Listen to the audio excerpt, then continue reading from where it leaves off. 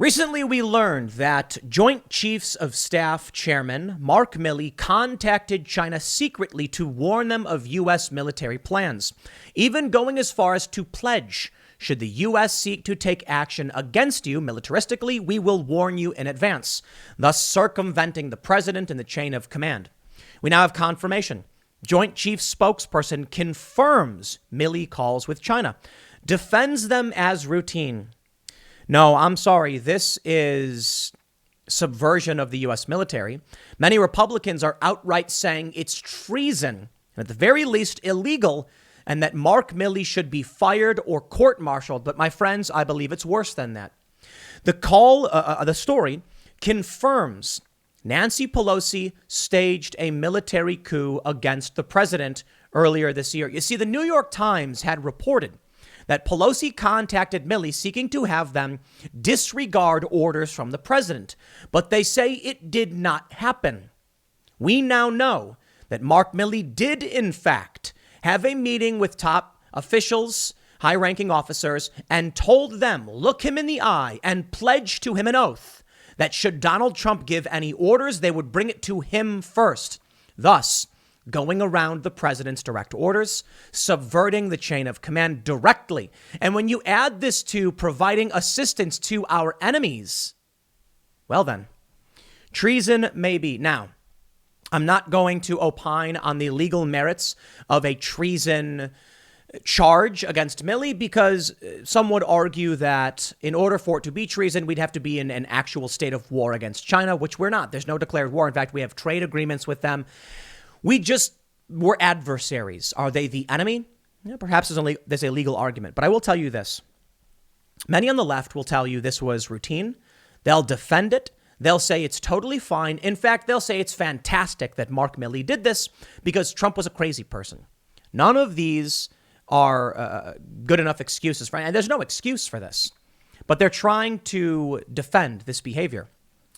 What kind of country have we become when a general can warn an adversary who is posing a very serious threat to us of our military plans, pledge to them, we will warn you in advance of any attack, and nothing happens to this person? Is it a lack of political willpower? I think the answer is yes, to an extent. Many Republican politicians are saying, fire him, charge him, he should resign. And I don't think any of the Republican politicians are saying he should be charged with treason, though court-martialing could go that direction, I suppose.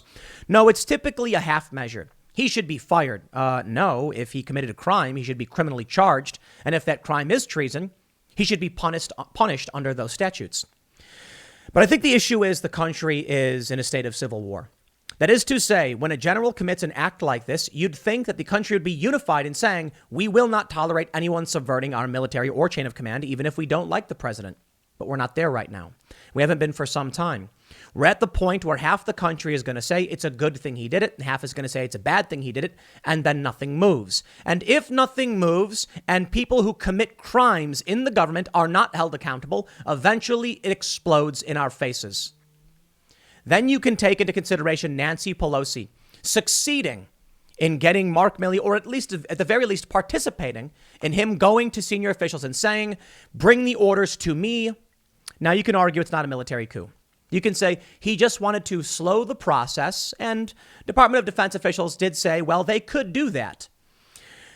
But I think what we're actually getting is the bias from the mainstream media, that when they would seek to subvert Donald Trump's orders to prevent him from lawful orders, they can argue it was just to review the process, but it really does seem, and I think it's fair to say, the analysis would suggest just subverting the chain of command.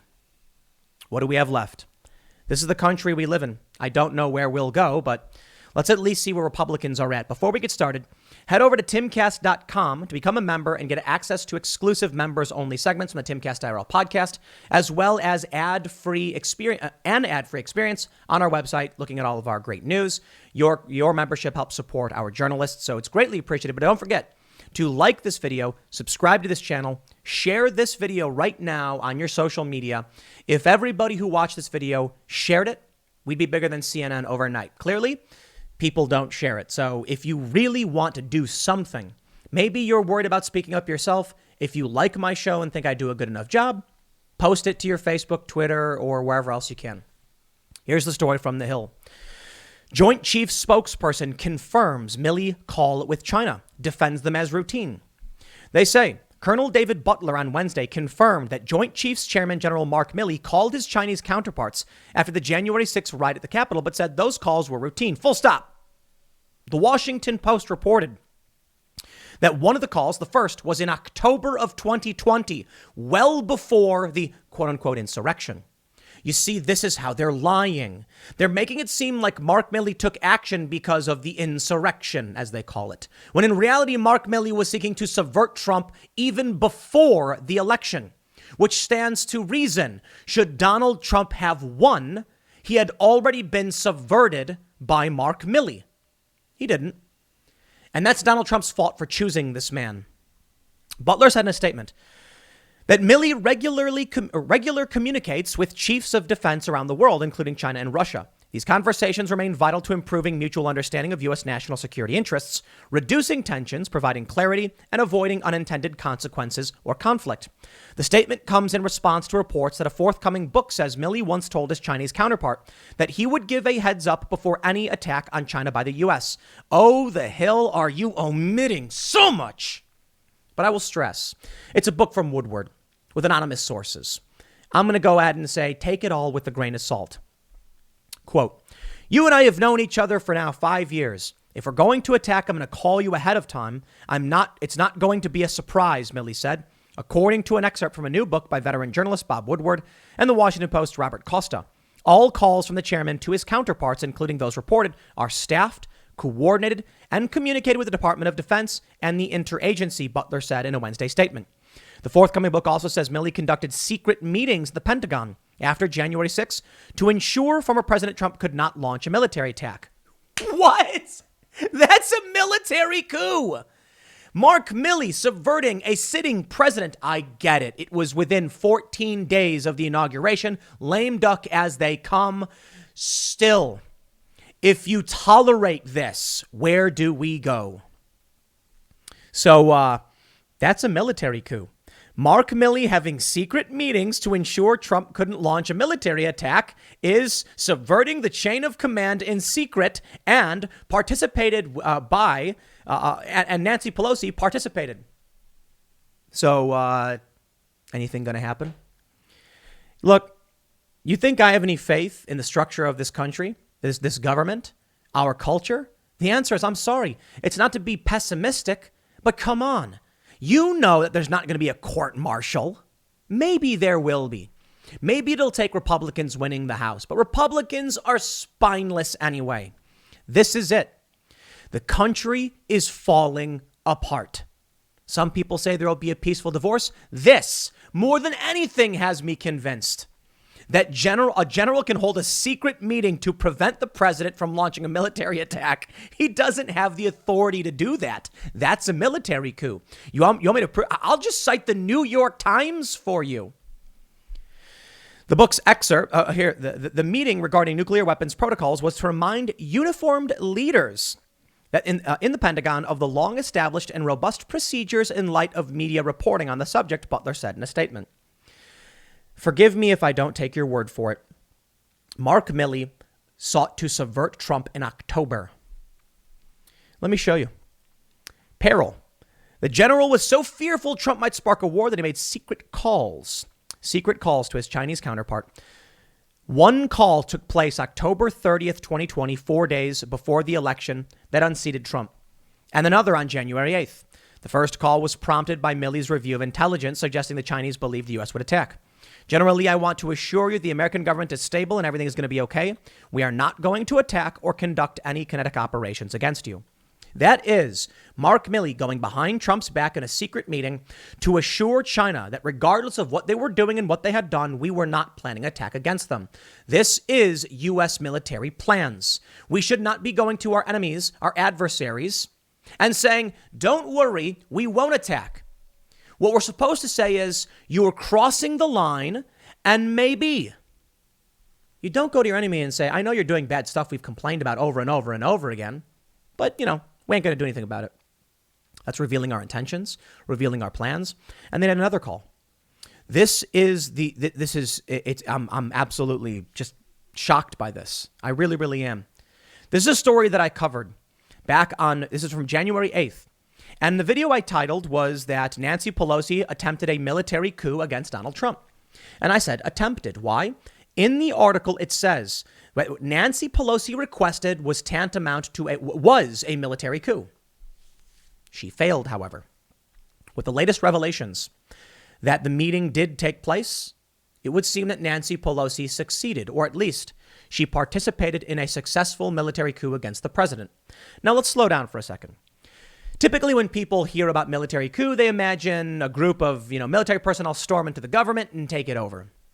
Well, this was 14 days or so, 12 to 14, to the inauguration of Joe Biden. I'm not going to act like it was the apocalypse or a grand civil war, but nonetheless, this behavior cannot be tolerated. I believe that not only should people be brought up on charges, I believe we need to have an impeachment effort of Nancy Pelosi. Look, let me read it for you. Pelosi pressed Pentagon on safeguards to prevent Trump from ordering military action. Trump, as the president, even in the last few days of office, has the right to conduct legal military actions. But short of the cabinet invoking the 25th Amendment or impeaching and convicting the president, it would be unconstitutional to defy legal orders from the commander-in-chief, experts note. Interesting. Here's what they say. In a phone call to the chairman, General Milley, Pelosi appeared to be seeking to have the Pentagon leadership essentially remove Trump from his authorities as the commander-in-chief. That could be accomplished by ignoring the president's orders or slowing them by questioning whether they were issued legally. The New York Times, mind you, is reporting this. But General Milley appears to have made no commitments. We now know that's not true. Short of the cabinet invoking the 25th Amendment or removing Mr. Trump through impeachment in the House and conviction in the Senate, it is unconstitutional to defy legal orders from the commander-in-chief. Ms. Pelosi's request, which she announced to the Democratic caucus as an effort to prevent an unhinged president from using nuclear codes, was wrapped in the politics of seeking a second impeachment of Trump. Colonel David Butler, a spokesman for Milley, confirmed the phone call with the speaker had taken place, but described it as informational. He answered her questions regarding the process of nuclear command authority. But some Defense Department officials clearly resented being asked to act outside of the legal authority of the 25th Amendment and saw it as more evidence of a broken political system. They said that some political leaders were trying to get the Pentagon to do the work of Congress and cabinet secretaries who have legal options to remove a president. Mr. Trump, they noted, is still the commander-in-chief. Unless he is removed, the military is bound to follow his lawful orders. While military officials can refuse to carry out orders they view as illegal or slow the process by sending those orders for careful legal review, they cannot remove the president from the chain of command. That would amount to a military coup, the official said. But two former administration officials with close ties to the national security establishment said that they had seen signs that Mr. Trump's aides were, in the words of one, routing around the president by not raising issues that would prompt him to move toward military actions. The one issue that has worried officials the most is Iran's announcement that has begun enriching uranium to 20% purity, near the quality to make a bomb. In December, Mr. Trump asked for military options that might be taken in response to Iran's escalating production of nuclear fuel. But he was talked out of it by a number of top officials, including General Milley and Secretary of State Mike Pompeo. So let me stress, my friends. They say it was informational at the time. They say General Milley just said, no, we're not making any commitments. Now we know. Milley has confirmed these calls. Now, to be very, very, very, very clear, they've confirmed the calls with China. As for the meeting, we haven't had that completely confirmed, but I will stress, in this book, assuming that they got this right, okay. Look, I don't trust Woodward, his anonymous sources. I'm not a big fan. But if this is confirmed, it gives us more reason to believe that the rest is also true, but perhaps not. That's why I won't go as far as to say that, we've confirmed to this level of detail simply off of anonymous sources. We do know that the chairman of the Joint Chiefs of Staff sought to subvert the chain of command by contacting one of our greatest adversaries, if not our greatest adversary, and provide them with advanced warning. As for this meeting, the original article from the New York Times said there were no commitments and it would have been tantamount to a military coup should they have sought to break the chain of command. And that's what Pelosi tried doing. And now we have reporting suggesting that's exactly what Mark Milley did. Telling people in the chain of command, if the president gives you orders, bring it to me. Okay, now let's be reasonable. As they also state in the New York Times, he could push these orders for legal review and jam them up. Okay. But I think when there's a secret meeting where a general tells everyone to look him in the eyes and pledge an oath to him, we had a military coup. It's hard to know for sure because I'll tell you this. Snopes, the fact checkers will say Tim Pool is wrong and it's fake news. There was no military coup, and it's all based off of personal analysis. It's up to you to decide. So I'll say this. In my opinion, this was a military coup. I won't say it was definitive. That's for you to agree or disagree with. Let's see what the fact checkers say. Well, the Republicans are stepping up. Republicans call General Mark Milley a traitor, say he should be fired or court-martialed for a report that he secretly intervened to avoid war with China. Following new reports that Chairman of the Joint Chiefs of Staff, General Mark Milley, called his Chinese counterpart twice to assure him the U.S. would not start a war with their country, some congressional Republicans are joining former President Trump in accusing Milley of treason, while others are calling for his firing, resignation, or even for him to be court-martialed. We know the story, they go on to say. But Republicans said these reports show Milley had overstepped his authority as the top military advisor and possibly even offered a tip-off to a top U.S. adversary. Quote, the chairman of the Joint Chiefs of Staff working to subvert the military chain of command and collude with China is exactly what we do not accept from military leaders in our country, wrote Rand Paul. He should be court-martialed if true. Well, Dr. Senator Rand Paul, they've admitted it. So by all means, please put forward whatever you can, subpoenas, questioning, whatever you can use in your abilities as senator. Marjorie Taylor Greene. A court-martial is a trial. They go on to say a court-martial is a trial conducted in a military court paneled by the accused peers for violations of the Uniform Code of Military Justice, in contrast with the civil court, which all Americans are otherwise subject to. The accused can be convicted by only 2/3 of a panel members, which in a civil trial would prompt a hung jury. Paul was echoed by Marjorie Taylor Greene. They go on to say Senator Marco Rubio of Florida simply called for the top general to be fired, writing in a letter to the White House arguing that Milley had set a dangerous precedent through his actions and had contemplated a treasonous leak of classified information to the Chinese Communist Party. While other GOP senators, such as Cynthia Loomis of Wyoming and Roger Marshall of Kansas, have also called for Milley's firing, most GOP senators appear not to have commented on the matter yet, because the Republican Party is garbage.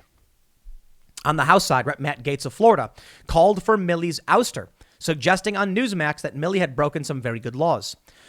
Meanwhile, several other congressional Republicans called for Milley to either be fired or resign, including Reps. Chris Stewart of Utah, Dan Bishop of North Carolina, and Doug Lamborn of Colorado. So my respect to these members. Other Republicans went even further, accusing Milley of treason.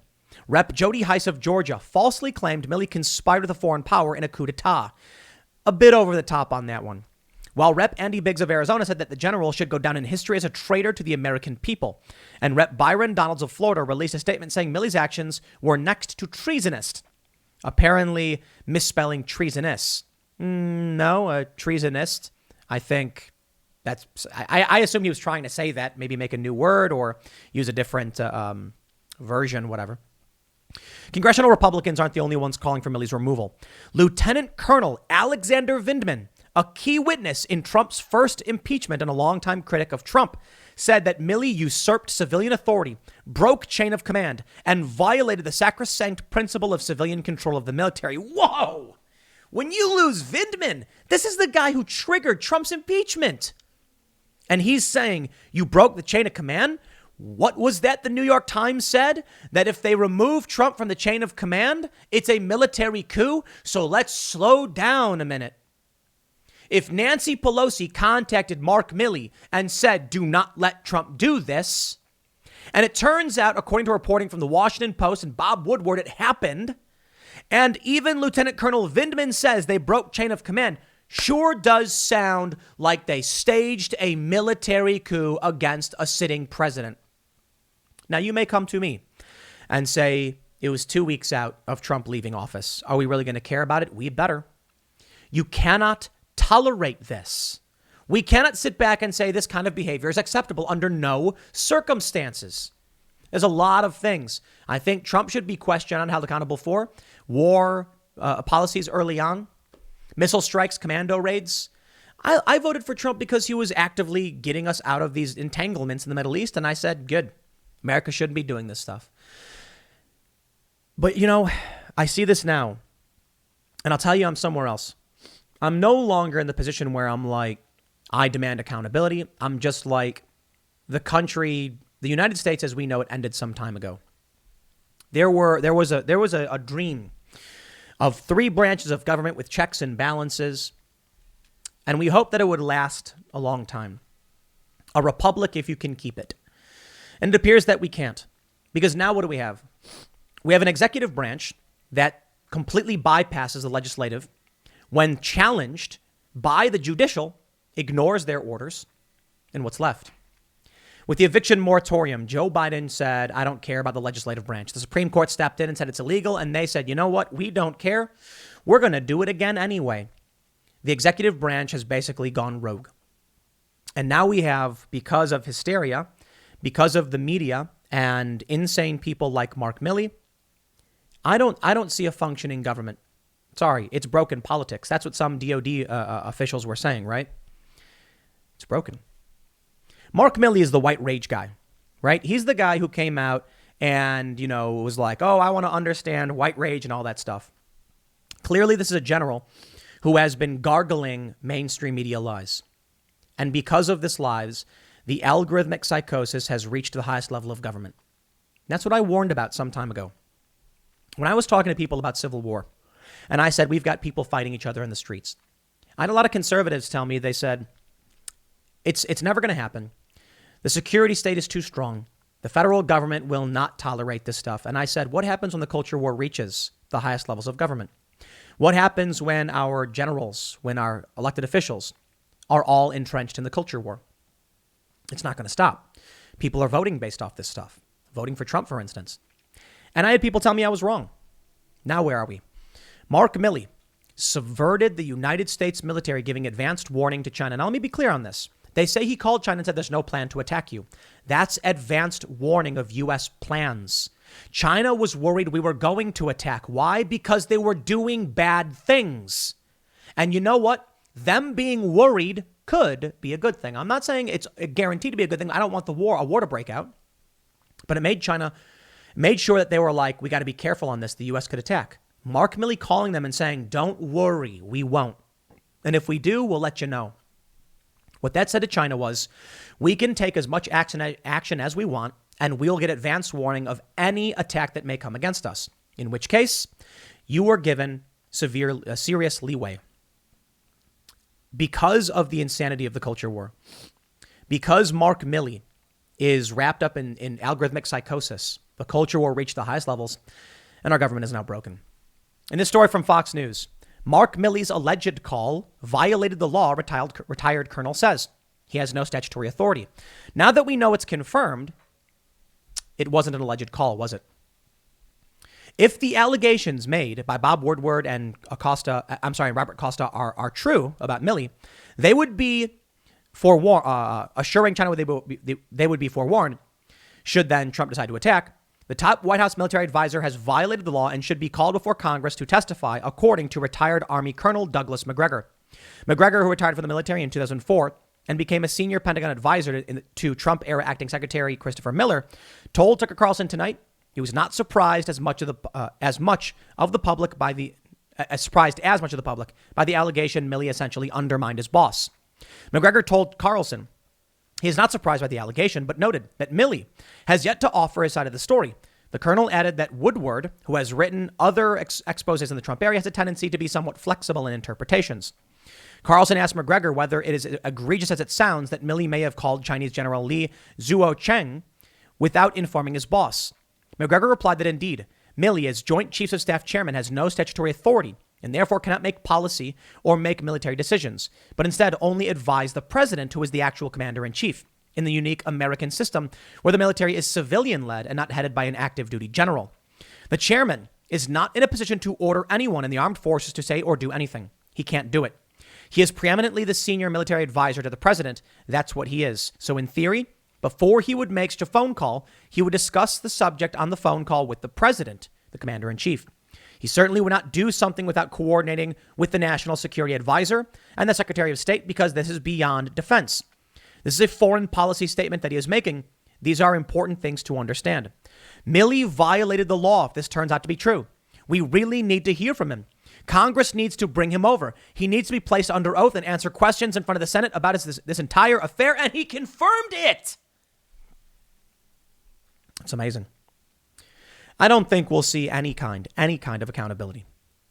Betsy Klein, CNN reporter, tweeted, White House responds to allegations re General Milley. Quote, the president knows General Milley. They've worked side by side through a range of international events, and the president has complete confidence in his leadership, his patriotism, and his fidelity to our Constitution. I don't. And now that we're hearing not only were the actions illegal, not only did Milley convene a group of senior officers and have them swear a pledge to him, they've confirmed the phone calls to China. They've confirmed breaking the chain of command. They've confirmed what Lieutenant Colonel, I believe it's Alexander Vindman, that is, I believe, Lieutenant Colonel Vindman, said is usurping civilian authority. And because Joe Biden is in on it, he says, I like him. It's fine. We have criminals in our executive branch. Our system's broken. When Joe Biden completely bypasses the two other branches, and half the country cheers for it, how can you say we live in a liberal democracy? I don't mean left liberalism. I mean the sense of classical liberalism. It's called the liberal democracy. It means it's a reference to the fact that we have some form of elected representation and the individual is paramount. How could you say that we live in a republic? We don't. We live in a criminal autocracy. It's been this way for some time, with powerful corporate interests in control of the system. Now we know just how serious it is. There it is. We know it. We're watching it happen. Newsom won in California. Gavin Newsom was not recalled. Democratic voters don't care about this. They don't know about this. They literally don't care that they live under the boot. But what about those of us who do? Those of us who never signed up for these kinds of actions. And those of us who demand the law be upheld. Sure, there's probably a lot of people that don't care. And that was the case with the revolution, for instance. A lot of people didn't care and didn't want to be involved. We had the revolution. We won our independence. Now, we as American citizens, those who believe in freedom and accountability, are watching as a rogue state operates within our institutions. And you've got military more than happy to uphold it. You've got police more than happy to uphold it. They don't know. They don't care. They will do as they're told. So welcome to our brave new world. A lot of people have been calling this out and speaking out against it, but this may be one of the biggest stories of our generation.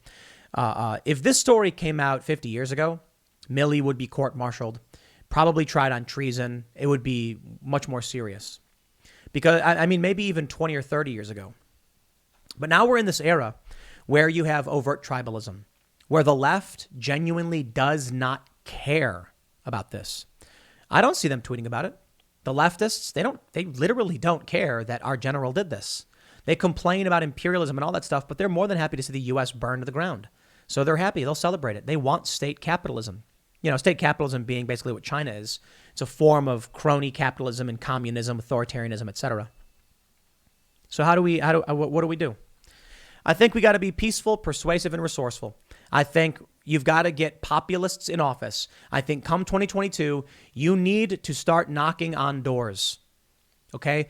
In campaign season, every single one of you go door to door, be polite, be peaceful, be persuasive, and be resourceful, and ask questions.